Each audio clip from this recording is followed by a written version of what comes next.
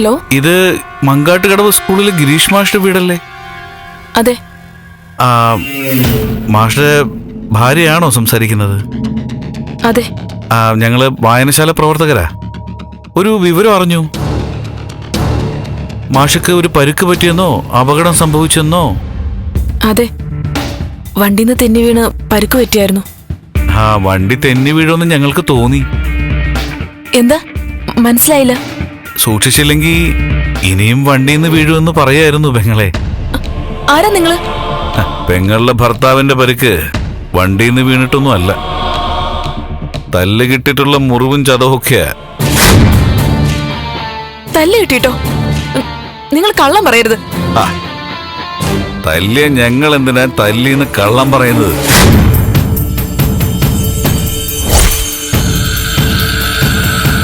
എന്താ നിങ്ങൾ ഈ പറയുന്നത്?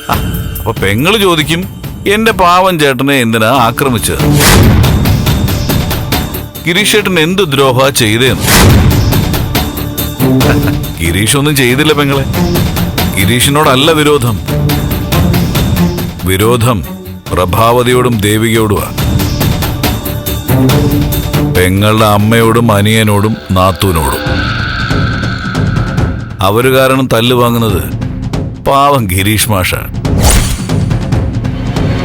അതുകൊണ്ട് പെങ്ങളെ, പ്രഭാവതിയും ടീമിനെയും അവിടുന്ന് ഇറക്കി വിട്ട് കളയാൻ നോക്ക്. കല്യാണം കഴിഞ്ഞാ പിന്നെ അമ്മയോ അനിയനോ ഒന്നും അല്ല പ്രധാനം, ഭർത്താവാ. അവസാനം വരെ കൂടെ ജീവിക്കേണ്ട ആളാ, കുടുംബം നോക്കേണ്ട ആളാ, ഗൃഹനാഥന.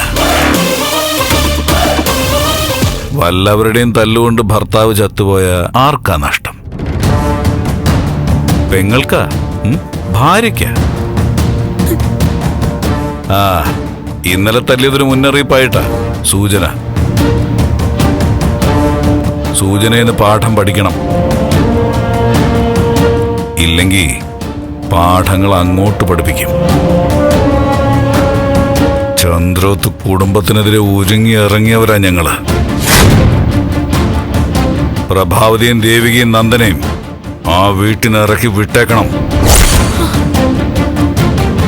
ഇല്ലെങ്കിൽ ഗിരീഷിനെ തീർത്ത് കളയും. ബൈക്കിൽ പോകുമ്പോ അവനെ ഇടിച്ചങ്ങ് തെറിപ്പിക്കും. വാഹനാപകടത്തിൽ അധ്യാപകൻ മരിച്ചു, അത്ര തന്നെ. പറഞ്ഞതൊക്കെ മനസ്സിലായല്ലോ? നിങ്ങൾ ആരാ? മറിഞ്ഞെന്ന് ഭീഷണിപ്പെടുത്താ? മറഞ്ഞായാലും തെളിഞ്ഞായാലും പ്രഭാവതിയും വീട്ടുകാരെയും ഇറക്കി വിട്ടില്ലെങ്കിൽ നിന്റെ ഭർത്താവിനെ ഞങ്ങൾ കൊല്ലും.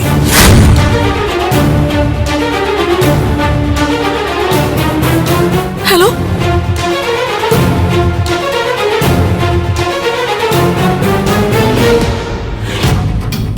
ഈശ്വര, എന്തൊക്കെയാ കേൾക്കുന്നത്?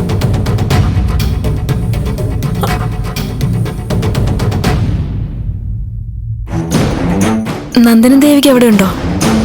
എവിടെയുണ്ട്? കൊടുക്കണോ? വേണ്ട ഗൗരി, എനിക്കൊരു കാര്യം സംസാരിക്കാനുണ്ട്. ഒന്ന് മാറി നിൽക്കാവോ? ചേച്ചി, ഞാനിപ്പോ ഒറ്റയ്ക്കാ. ചേച്ചി പറഞ്ഞോ. ഞാനാ വിളിച്ചതെന്ന് നന്ദനോ ദേവിക ശ്രദ്ധിച്ചോ? ഫോൺ അടുക്കളയിലായിരുന്നു. ചേച്ചി കാര്യം പറഞ്ഞോ. ഒന്നല്ല, പലവട്ടം ആലോചിച്ചിട്ടാ ഗൗരിയോട് ഇത് പറയാന്ന് വെച്ച്. എന്താ ചേച്ചി? ഇപ്പോഴും പറയണോ വേണ്ടോന്ന് ആലോചിച്ചിട്ടാ സംസാരിക്കുന്നത്.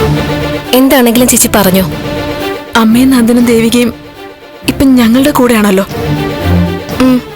അതെ, എനിക്കും ഗിരിക്കൊക്കെ അത് വലിയ സന്തോഷം തന്നെയാണ്. പക്ഷേ ഗിരിയുടെ ചില ബന്ധുക്കള് അവിടെ ഇവിടെ നിന്ന് ചില മുറുമുറുപ്പുകള്. അതെന്താ? ഒന്നാമത് തനൂജിയുടെ കാര്യത്തില് അപവാദങ്ങൾ ഇഷ്ടം പോലെ കേൾക്കുവാ. അതിനിടയില് ബലരാമൻ ഞങ്ങളുടെ കൊലപാതകവും അച്ഛൻ ജയിലിലായതും. അപ്പൊ തന്നെ ഗിരിയുടെ ബന്ധുക്കൾക്ക് കലികേറി തുടങ്ങി. ആണോ? ഇവിടെ അമ്മയോട് ഓരോന്നൊക്കെ പറഞ്ഞു. ആദ്യമൊക്കെ അമ്മ ഞങ്ങളെ ന്യായീകരിച്ചു. പക്ഷേ പരിധിയില്ലേ. അമ്മയും കുറ്റം പറയാൻ പറ്റില്ല. എല്ലാരും കൂടി ചെവിയിലോരോന്ന് പറഞ്ഞു കൊടുക്കുമ്പോ കൊറേയൊക്കെ ഉൾക്കൊണ്ടു പോവും. എന്നിട്ട് ഇപ്പോ അമ്മയ്ക്ക് ഇവിടെ താമസിക്കാൻ വന്നില്ലേ, അതോടെ ബന്ധുക്കൾക്ക് തീരെ ബുദ്ധിമുട്ടായി. ഇവിടെ ഗിരിയുടെ അമ്മയുടെ സഹോദരന്മാർക്കൊന്നും തീരെ പിടിച്ചിട്ടില്ല. കുടുംബത്തിന്റെ കാശൊക്കെ അമ്മയും നന്ദനും ചേർന്ന് കൈക്കലാക്കുന്ന പേടി. ഞാൻ അവർക്ക് ഒത്താശ ചെയ്യുന്നു. സ്വരം നന്നായിരിക്കുമ്പോ തന്നെ പാട്ട് നിർത്തണമെന്ന് പറയുമല്ലോ. അമ്മയോടൊക്കെ ഇഷ്ടക്കേട് പ്രകടിപ്പിക്കുന്നതിന് മുമ്പ് അവരിവിടുന്ന് മാറുന്നതല്ലേ ഗൗരി നല്ലത്. ഗിരിയുടെ കുടുംബത്തിന് വേണ്ടിയല്ല, എന്റെ കുടുംബത്തിന് വേണ്ടിയാണ് ഞാനീ പറയുന്നത്. അമ്മയൊക്കെ തൽക്കാലം മറ്റെവിടേക്കെങ്കിലും ഇവിടുന്ന് പോണം. ഞാനിപ്പോ വിളിച്ചത് ഗൗരി, നീയും മുരളിയും കൂടെ ഒന്ന് പറഞ്ഞു നോക്ക്. അവരവിടെ നിങ്ങളോടൊപ്പം നിൽക്കാൻ. നിങ്ങൾ കൂട്ടുകാർ തമ്മില് കൂടുതൽ അടുപ്പവും സ്വാതന്ത്ര്യമൊക്കെ ഉണ്ടാവും. ബന്ധുക്കളാകുമ്പോ കാഴ്ചപ്പാട് മാറും, പറയാൻ പരിമിതികൾ വരും. ഗൗരി ഒന്നും പറഞ്ഞില്ല. ശരി രജനി ചേച്ചി, ഞാൻ അവരോട് പറയാം. എനിക്കറിയാം ഗൗരി മനസ്സുകൊണ്ടെന്നെ പുച്ഛിക്കായിരിക്കും. അല്ല, എനിക്ക് മനസ്സിലാവും. ചേച്ചി പറഞ്ഞൊക്കെ ശരിയാ. ഞാൻ അവരോട് സംസാരിക്കാം. ഞാൻ പറഞ്ഞതായിട്ടൊന്നും സൂചിപ്പിക്കല്ലേ. ചേച്ചി പേടിക്കണ്ട, ഞാൻ ശ്രദ്ധിച്ചോളാം. അത് ശരി, കുടിക്കാനിപ്പ എടുക്കാന്ന് പറഞ്ഞിട്ട് ഫോണിലായിരുന്നോ? എന്താ? ഒന്നുമില്ല. നന്ദന് ചായ എടുക്കാമല്ലോ അല്ലേ? ആ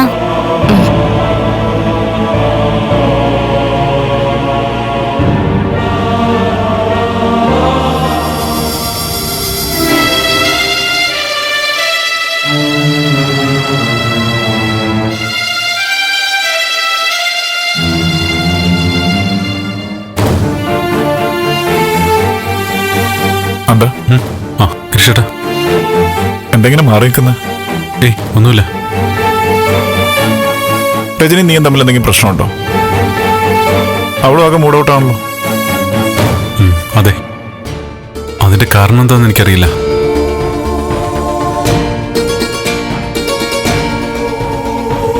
ചേച്ചി ചേച്ചി ഒരു മിനിറ്റ്, ഒരു കാര്യം ചോദിക്കാനാ. ഒരിടത്ത് സമാധാനമായിട്ട് ഇരിക്കാനും സമ്മതിക്കില്ലേ? നീ നിന്റെ പാട്ടിന് പോ ദേവിക.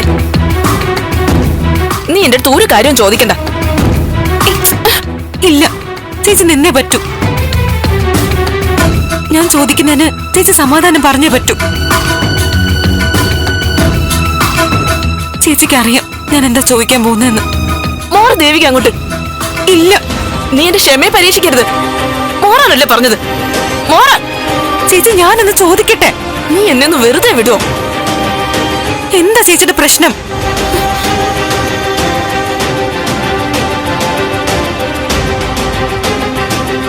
കാര്യം എന്താണെന്ന് തെളിച്ചു പറയാതെ ശരിയാവില്ല. എന്താ രജനി? എന്താ ഇവിടെ? എനിക്കൊന്നും മനസ്സിലാവുന്നില്ല. രാവിലെ മുതൽ തുടങ്ങിയതാ ഒരുമാതിരി ചോദ്യം ചെയ്യല്. ആദ്യം അനിയന്റെ വക, ഇപ്പതേ നാത്തൂന്റെ വക. സമാധാന സ്വസ്ഥതയൊക്കെ പോയി. എന്താ രജനി, എന്താ കാര്യം? രജനിക്ക് എന്തോ ഒരു മനപ്രയാസം വന്നിട്ടുണ്ട്. എന്താ കാര്യം എന്താന്ന് പറ. ദേവി, നീ തന്നെ പറ. കാര്യം പറ മോളെ. ഗിരീഷേട്ടാ, ഇനിയിപ്പോ ഒളിച്ചു വെക്കുന്നില്ല. സത്യത്തിൽ ഇതെല്ലാരും അറിയേണ്ടതായിട്ടുള്ള കാര്യം തന്നെയാ.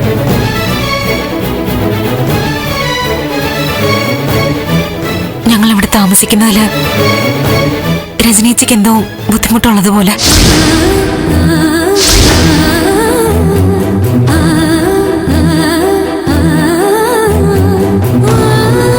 ദേവിക, നീ ആവശ്യമില്ലാത്ത കാര്യങ്ങൾ പറയല്ലേ.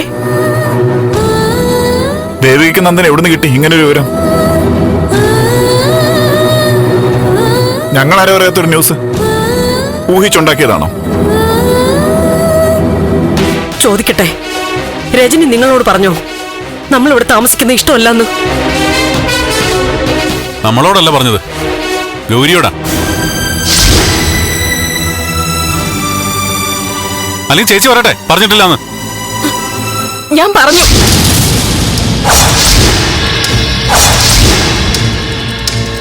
എന്താ രജനി പറയുന്നത്? ഞാൻ പറഞ്ഞു, ഗൗരി വിളിച്ച് പറഞ്ഞു.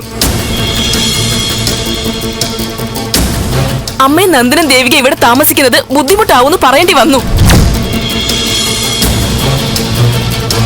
ഇവരിവിടെ താമസിക്കുന്നതിൽ നിനക്ക് എങ്ങനെ ബുദ്ധിമുട്ടാവും? നിന്നോടാരാ ഇവിടെ അഭിപ്രായം ചോദിച്ചത്? എന്റെ ഭർത്താവിന്റെ കാര്യത്തിൽ എനിക്ക് അഭിപ്രായം പറഞ്ഞേ പറ്റൂ. അത് എന്റെയും കൂടി കാര്യോ? നീ എന്താ രജനി ഇങ്ങനെ വാലും തുമ്പും ഇല്ലാതെ പറയുന്നേ? എന്തെങ്കിലും ഉണ്ടെങ്കിൽ മനുഷ്യന് മനസ്സിലാവുന്ന ഭാഷയെ പറ, തുറന്നു പറ. എല്ലാം വ്യക്തമായിട്ട് വെട്ടിത്തുറന്ന് പറയേണ്ടതേ ഞാനല്ല, ഗിരിയാ.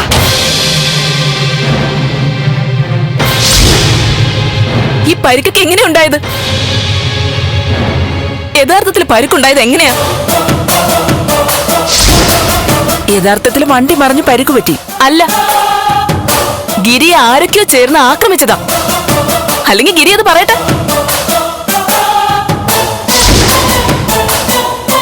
ഗിരീഷേട്ടാ, ചേച്ചി പറയുന്നത് സത്യമാണോ? എന്താ ഗിരീഷേ കേൾക്കുന്നേ? ഈശ്വര, എന്തൊക്കെയാ ഇത്? എല്ലാം കൂടെ കേട്ടിട്ട് എനിക്ക് തല പെരുക്കുവാ.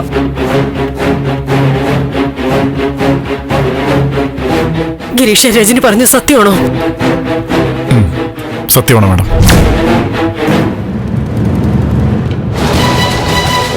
എന്തിനാണെന്ന് എനിക്കറിയില്ല. ഒരാക്രമണം ഉണ്ടായി, അത് കഴിഞ്ഞു. അതിനെക്കുറിച്ച് സംസാരിക്കണ്ട.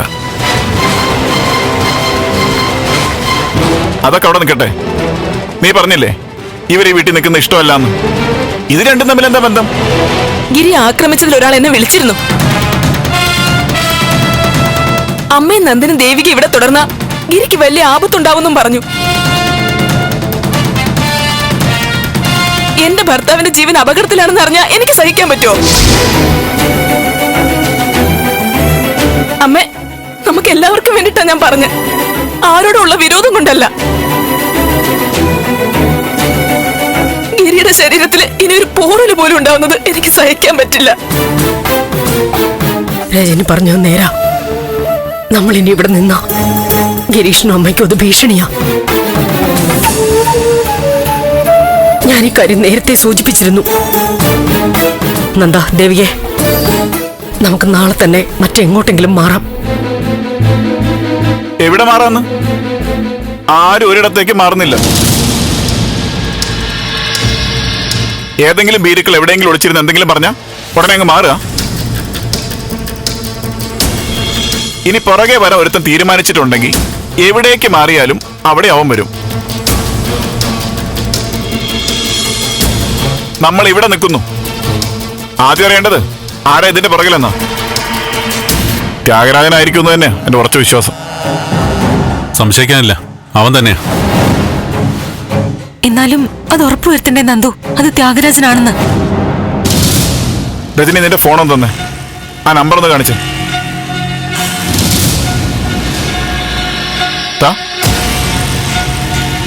നന്ദ, നിന്റെ കയ്യിൽ ത്യാഗരാജന്റെയും തനുജയുടെ ഒക്കെ നമ്പറില്ലേ? ഇതൊന്ന് ഒത്തു നോക്കി.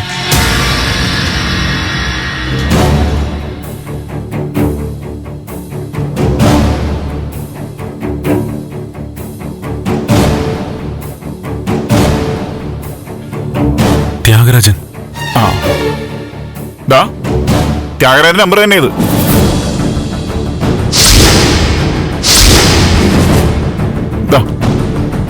അവനാണോന്നറിയാൻ നോക്കുമൊന്നും വേണ്ട, എന്നാലും ഒന്ന് ക്ലിയർ ചെയ്യണമല്ലോ. ഏത് ത്യാഗരാജൻ ഭീഷണിപ്പെടുത്തിയാലും ആരും ഇവിടെ നിന്ന് ഇറങ്ങുന്നില്ല.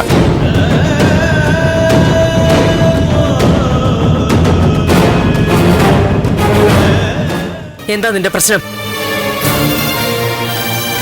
നിങ്ങളിങ്ങനെ നോക്കിക്കണ്ട, ഇനിയിപ്പോ അവരായി അവരുടെ പാടായി. ഭാർഗവിയന്റെ, ഞാൻ ചായ എടുക്കാം, കുടിച്ചിട്ടേ പോവാവൂ.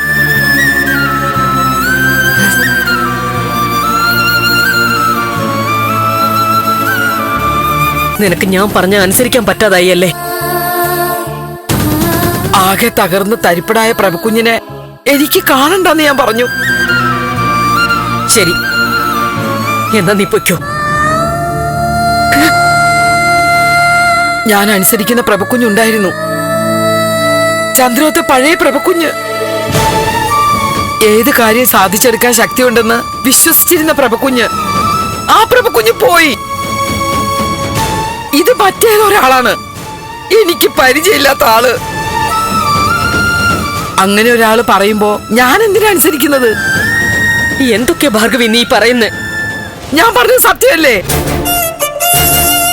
നാണമില്ലേ പ്രഭകുഞ്ഞിന്? എന്നെ കൊണ്ടൊന്നും പറ്റുന്നില്ല, ഞാൻ വീട് പോയെന്ന് പറഞ്ഞ് കരഞ്ഞു വിളിച്ച് കരയാം. ഇങ്ങനെ നിരാശപ്പെട്ടിരുന്ന ഒരു വീടും ഗതി പിടിക്കില്ല. ചന്ദ്രോത്ത് വീട് ബാങ്കുകാർ കൊണ്ടുപോയി. ഇനി ഈ വീടും ഒരു ഗതിയിലാണാക്കണോ ഭാർഗവി? പിന്നല്ലാതെ എപ്പോഴും കണ്ണീരൊൽപ്പിച്ചിരുന്ന ആ വീട് ഗതി പിടിക്കില്ല. മുൻപ് എന്നോട് ചന്ദ്രോത്ത് പ്രഭാവതി പറഞ്ഞിട്ടുള്ളത് ഇപ്പോഴും എന്റെ കാതിൽ മുഴങ്ങുക. കല്യാണം കഴിഞ്ഞ 7-ാം വർഷം ഭർത്താവ് മരിച്ച എന്നെ ജീവിതത്തിലേക്ക് കൊണ്ടുവന്നത് ആരാ? ആരോരുമില്ലാതെ കൈക്കുഞ്ഞുങ്ങളുമായി ആത്മഹത്യക്ക് ഒരുങ്ങി എന്നോട് കരയരുതെന്ന് പറഞ്ഞു. എന്റെ ധൈര്യം പ്രഭുക്കുഞ്ഞായിരുന്നു. ഞാൻ പിന്നീട് കരഞ്ഞിരുന്നോ? മരിച്ച ആളോട് സ്നേഹമില്ല ചേട്ടാ,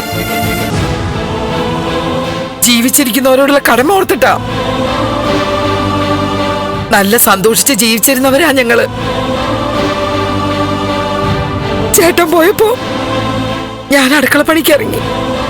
എനിക്ക് ഒരു വിഷമവും തോന്നിയില്ല.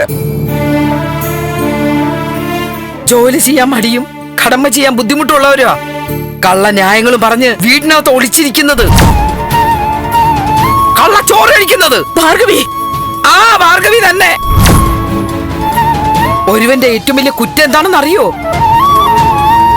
സ്വന്തം കഴിവ് മനസ്സിലാക്കാത്തതാ. അവര് പിന്നെ ജീവിച്ചിരുന്നിട്ട് കാര്യമില്ലെന്ന് തോന്നും.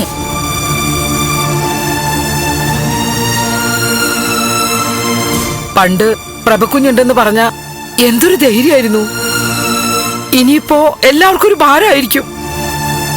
കുഞ്ഞ് മറ്റുള്ളവർക്ക് ഭാരമായിട്ട് കഴിയുന്നത് മറ്റാർക്ക് സഹിച്ചാലും എനിക്ക് സഹിക്കാൻ പറ്റില്ല. കുഞ്ഞെ, എന്റെ കുഞ്ഞെ, കുഞ്ഞിന്റെ ശക്തി മാത്രം മതി. ഇപ്പോഴത്തെ പ്രശ്നങ്ങളൊക്കെ തീരും. സത്യം. എത്രായിരം പിള്ളേർക്ക് പാഠം പറഞ്ഞു കൊടുത്ത ടീച്ചറല്ലേ കുഞ്ഞ്? സ്വന്തം കാര്യം വന്നപ്പോ പഠിച്ച പാടും പഠിപ്പിച്ച പാടും ഒക്കെ മറന്നുപോയോ? എന്റെ കുഞ്ഞ്, നമ്മൾ എന്നായാലും മരിക്കേണ്ടവരല്ലേ? ഒരു സമയം വരുമ്പോ പോയല്ലേ പറ്റൂ എന്ന് പറഞ്ഞ് ഇപ്പോഴേ മരിച്ച് ജീവിക്കുന്ന എന്തിനാ? മരിക്കുന്നത് വരെയെങ്കിലും ഒന്ന് ജീവിക്കൂ കുഞ്ഞെ. കാലശേഷം സ്വന്തം മക്കള് സന്തോഷത്തോടെ ഓർമ്മിക്കേണ്ടത് ധൈര്യമുള്ള അമ്മയാണോ അതോ ഇതുപോലെ പേടിച്ച് ജീവിച്ച അമ്മയാണോ? അത് മാത്രം ആലോചിച്ചാ മതി. ചന്ദ്രോത്ത് പ്രഭാവതി ഒന്ന് മൂളിയ ഇല അനങ്ങാത്ത ഒരു കാലം ഉണ്ടായിരുന്നു. ഇനിയാണ് തലയുയർത്തി തന്റെ അടുത്തോടുകൂടി പ്രഭാവതി ഇറങ്ങേണ്ടത്.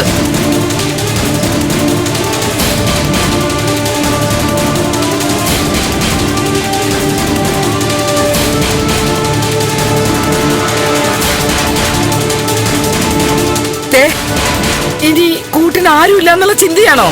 ഈ ഭാർഗവി ഉണ്ട് കുഞ്ഞെ. കുഞ്ഞിന്റെ കൂടെ നിൽക്കാൻ ഞാനുണ്ട്. തല്ലാനാണെങ്കിലും കൊല്ലാനാണെങ്കിലും ഞാനുണ്ട് കൂടെ.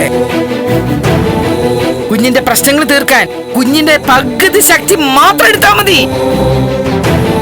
കുഞ്ഞിന്റെ അടുത്തല്ല, 7 അയലത്തെത്താൻ പോലും ആരും കാണില്ല.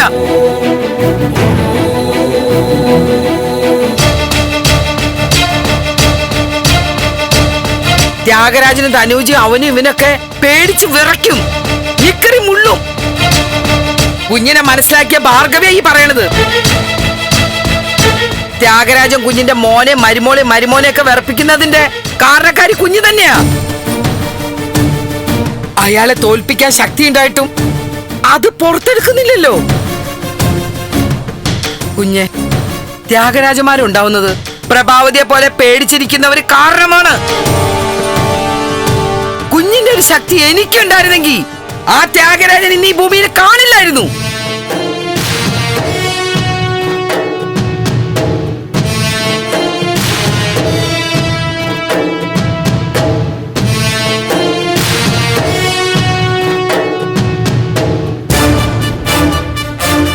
ഞാൻ പറഞ്ഞത് കേട്ട് കുഞ്ഞ് തീരുമാനങ്ങളൊന്നും എടുക്കണ്ട.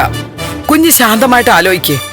ഞാൻ പറഞ്ഞതിൽ കാര്യം എന്തെങ്കിലും ഉണ്ടെന്ന് തോന്നുകയാണെങ്കിൽ എന്നെ ഒന്ന് വിളിക്കേ.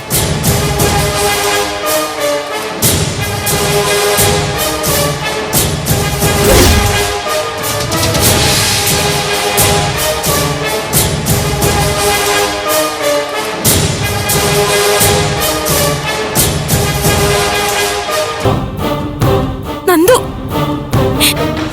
നന്ദു, ഞാനൊന്ന് പറയട്ടെ. ദയവായി ത്യാഗരാജനെ അന്വേഷിച്ചു പോവണ്ട. ദേവി, അതെന്താണെന്ന് ഞാൻ ഗിരീഷേട്ടനോട് തീരുമാനിച്ചിട്ടുണ്ട്. നീ ഒന്ന് വെറുതെ ഇരിക്കരുതേ. ഗിരി പറയട്ടെ. ഗുണ്ടകളെ വിട്ട് തല്ലിച്ചോനാ. നേരിട്ട് ചെന്ന് എങ്ങനെ പ്രതികരിക്കുമെന്ന് അറിയാൻ വയ്യ. ആ, എങ്ങനെ പ്രതികരിക്കാന്ന് അറിയണം. ഗിരീഷേട്ടാ. അതിനുവേണ്ടി ഞങ്ങൾ പോകുന്നത്. ഗിരീഷേട്ടാ, എനിക്ക് പേടിയാവുന്നു. നിങ്ങൾ അവിടെ ചെന്നെന്തെങ്കിലും പ്രശ്നം ഉണ്ടാക്കിയ. ദേവികെ, പേടിച്ചിരുന്നാൽ നമ്മളിങ്ങനെ പേടിച്ചിരിക്കേ ഉള്ളൂ. ഇങ്ങോട്ട് ആക്രമിക്കുന്നതിന് മുമ്പ് അങ്ങോട്ട് ചെല്ലാം. ഗിരീഷേട്ടാ, നിങ്ങൾ ദേവി, നീ ഒന്നും ഉണ്ടായിരുന്നേ. ഇല്ല, ഞാൻ സമ്മതിക്കില്ല. ദേവി. നിങ്ങൾ പോവണ്ട. ചേച്ചി, അമ്മയെ വിളിച്ചേ. ദേവി, നീ ഇങ്ങനെ പേടിക്കാതെ. എടുത്തിട്ട് ഒന്നും കാണിക്കില്ല. സൂക്ഷിച്ചും കണ്ട ഇടപെടൂ.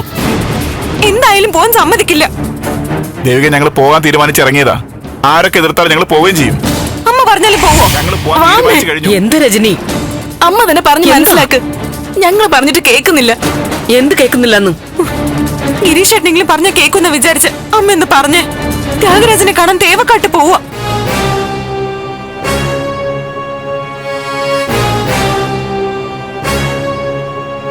നന്ദന്റെ ഇന്റർവ്യൂവിൽ ഇടപെട്ടതിനെ കുറിച്ചും ഗിരിയെ ഗുണ്ടകളെ വിട്ട് ആക്രമിച്ചതിനെ കുറിച്ചും ചോദിക്കാൻ പോവാന്ന്. ഇപ്പൊ അതൊന്നും വേണ്ടെന്ന് പറയാമേ. അത് ശരി, നിങ്ങൾ അങ്ങോട്ട് പോവാ? മേഡം, ഞങ്ങൾ അങ്ങോട്ടൊന്ന് പോയിട്ട്. ഞാൻ പോണ്ടെന്ന് പറഞ്ഞില്ലല്ലോ.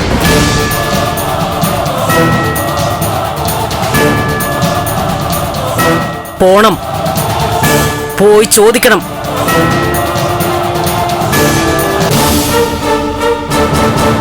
അവിടെ ചെന്നിട്ട് പറയാനുള്ളത് നല്ല വൃത്തിക്ക് മുഖത്ത് നോക്കി പറയണം.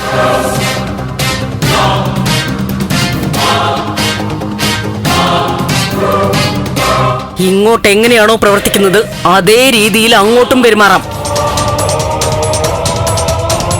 ഇങ്ങോട്ട് തല്ലെങ്കിൽ അങ്ങോട്ടും തല്ല് തന്നെ. ഒന്നുമില്ലെങ്കിലും നിങ്ങൾ രണ്ട് ആമ്പിള്ളേരല്ലേ. അമ്മ എന്തൊക്കെയാ പറയുന്നേ? പറയേണ്ടതേ അമ്മ പറയുന്നുള്ളൂ. ഇതുവരെ പറയാതിരുന്നു, ഇനി അങ്ങോട്ട് പറയും. അമ്മേ, ത്യാഗരാജൻ ആരാന്ന് അമ്മയ്ക്ക് അറിയില്ലേ? അറിയാം. ഇനി ഇവരാരാണെന്ന് ത്യാഗരാജനും കൂടി ഒന്ന് അറിയട്ടെ.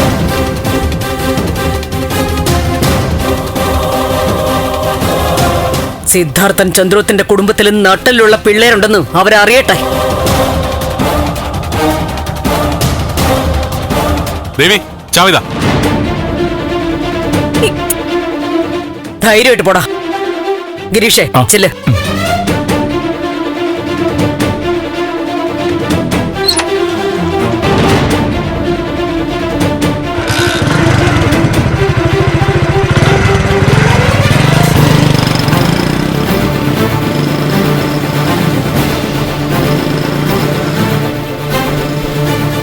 അമ്മ എന്ത് പണിയായി കാണിച്ചേ? ഒരു അപകടത്തിലേക്ക് അവരെ പറഞ്ഞേച്ചേ. അപകടങ്ങളെ നേരിട്ടാലേ അതിനെ അതിജീവിക്കുന്നത് എങ്ങനെയാണെന്നും മനസ്സിലാവും. അവർ പോയി വരട്ടെ.